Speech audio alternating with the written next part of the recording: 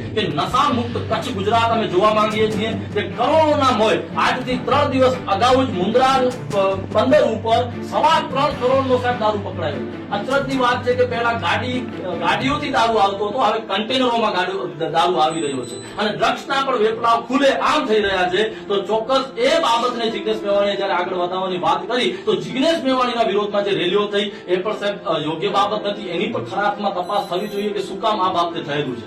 એના બાદ સાહેબ અમે આજે આવેદનપત્ર સાથે આપને ચોક્કસ જણાવીએ છીએ કે કચ્છ પરના વિસ્તારના દરેક તાલુકામાં 10 તાલુકામાં તમે જો કહેશો તો અમે તમને નામ દીઠ અને જગ્યા દીઠ અડા બતાવી દઈશું. સાહેબ થોડા દિવસ પહેલા ભુજના એક વિસ્તારમાં સ્પષ્ટ લખેલું મેપમાં મળી આવેલું હતું કે અહીં દારૂ મળે છે, એટલે એ હદે દારૂનો વેપલો અહીંયા વધ્યો છે. તો એના વિરુદ્ધમાં અમે આજે ચોક્કસ આપને આવેદનપત્ર આપીએ છીએ.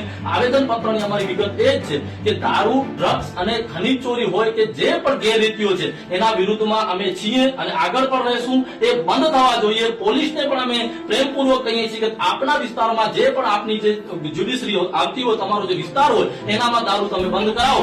અન્યથા કોંગ્રેસ, રાષ્ટ્રીય અધિકાર મંચ કે દરેક જાગૃત નાગરિકો કચ્છના મળી અને અમારી સાથે બહેનો પણ જોડાશે અને ચોક્કસ અમે સબ